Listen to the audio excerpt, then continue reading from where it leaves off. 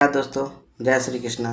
आज मैं एक कहानी सुना रहा हूँ और ये कहानी बहुत ही अच्छी है, रोचक है।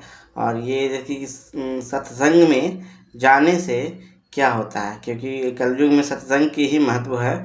और सत्संग में नाम जप और सत्संग से क्या फ़र्क पड़ता है। जैसे एक चोर था जो किसी राजा के यहाँ चोरी किया और वो चोरी करके भागने लगा। भागने से जितने भी सैनिक था वो पकड़ने के लिए चल पड़ा। सैनिक पे तो वो चोर भागते भागते भागते एक जगह कोई सत्संग हो रहा था, जहाँ पे कोई गुरुजी बैठ रहते थे, कथा कर रहे थे। वहाँ वो उसने घुस गया और वो अपना कथा सुनने लगा। तो सैनिक ने चारों तरफ देखा तो कोई नहीं दिखाई दिया। वो भीड़ काफ़ी थी, सत्संग चल रहे थे, काफ़ी भीड़ भीड़ थी। तो उसमें सैनिक ने लौट गए वहाँ से। और वो उसी में उसको सुनने में बचने के उसके ऑप्शन ही कुछ नहीं था। बचने के लिए उसने कि हम चलो भीड़ में छुप जाए और भीड़ में पर सुनने लगा। मन में तो चोर है। और वो भगवान वहाँ पर भगवान श्री कृष्ण की गीता की पाठ हो रही थी। भगवान श्री कृष्ण की बाल रूप की रचना हो रही थी। तो बताया वो जो कथावाचक थे, वो गुरुजी जो थे, वो बता रहे थे कि वो एक बालक है और बालक बहुत नटखट है। और उनका सोने का ये है, मुकुट पहने हुए है, ये बाजू है, पहने पूरे सोने से वो भरे उपरे हुए हैं।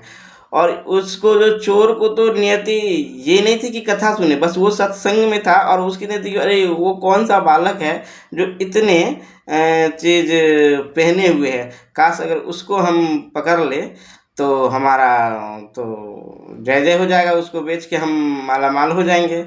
चोर को तो यही नियत था कि चोरी की, लेकिन उसको तो बस वो पूरी कहानी सुना वहाँ तक। जैसे गुरु जी अब वो उसके दिमाग में वही घूम रही है कि कैसे अब हम उसको बालक को पकड़े और हम उसकी सारे जेवर ले लें।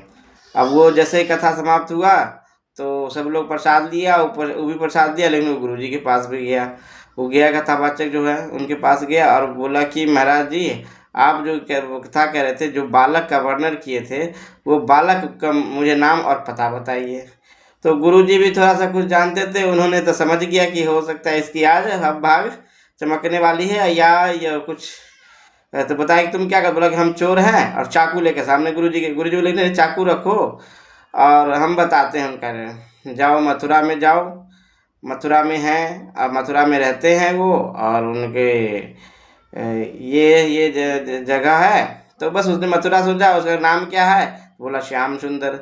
तो बोला ठीक है, आप जाओ मथुरा में जाओ और गाय चराते हैं, छोटा सा बालक है, ये मुकुट पहना हुआ है, आप जाओ श्याम सुंदर करके करोगे वो मिल जाएंगे। बस उसने बस इतने ही से बात सुना। अब पूरी तो सुनी नहीं। उसने अब कहा कि भाई, बोला कि गुरु जी खोजेंगे तो ज़रूर मिलेगा। तो बोला कि ज़रूर, हम कह रहे हैं ना, आप अगर सच्चे दिल से खोजोगे तो वो ज़रूर मिलेंगे। बस गुरु जी की ये बात सुन के बोला कि नहीं, गुरु जी बोले हैं तो माने महाराज जी बोले हैं तो वो सच ही बोल रहे होंगे। तो उसने बस दृढ़ निश्चय किया कि अब हम श्याम सुंदर को खोज के ही मानेंगे। बस वो श्याम सुंदर को खोजने के लिए निकल दिए। पहुंचा मथुरा। मथुरा में अब भटक भटक के खोज रहा है। शाम हो गया, श्याम सुंदर खोज रहा है, पर आज नहीं, मैंने आज की रात नहीं मिला, दूसरी रात नहीं मिला थे।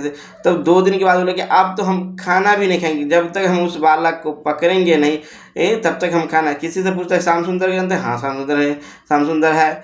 अब वो खोज रहा है, जंगल भटक रहा है। बोला कि अब तो खाना भी नहीं खाएंगे, अब पानी भी नहीं, जब तक श्याम सुंदर मिले नहीं हम नहीं खोलेंगे।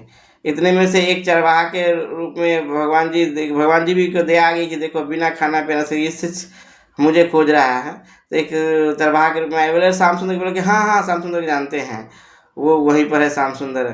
तो बोले क्या? जब जैसे ही श्याम सुंदर को देखा, उन्होंने भगवान को रूप के बोले कि यार बालक रूप में ही हमको पहचानेगा, ये अब हमें नहीं पहचानेगा ऐसे ही। तो भगवान ने बालक रूप में आए, श्याम सुंदर के रूप में। वैसे ही सेम जैसे कथा में वाचक में, वैसे ही सेम कथा में वो उन्होंने मिला और देखे। तो उन्होंने कहा कि भाई मैं तो मिला हूँ, मुझे तो ये चाहिए आपके। बोला ये चाहिए? बोला कि नहीं, तुमको और क्या चाहिए से बताओ। बोला नहीं नहीं, मुझे तो जब गुरु जी ने बोला है और हमें ये ही लेना है। तो भगवान बोले कि अब ये तो मानेगा नहीं, लेके ही मानेगा। तो जैसे जैसे भगवान जी का जेवर उतारने लगे वैसे वैसे मन की वृत्ति चेंज होते गया और मन में उसको भगवान के प्रति आदर सम्मान होने लगा और धीरे धीरे धीरे धीरे वो एक भगवान का, श्री कृष्ण का प्योर भक्त, श्याम सुंदर का भक्त बन गया। तो दोस्तों धन्यवाद सुनने के लिए। और एक है कि संत के साथ रहने से और संत के वाणी सुनने से कितने प्रभाव होते हैं। जय श्री कृष्ण।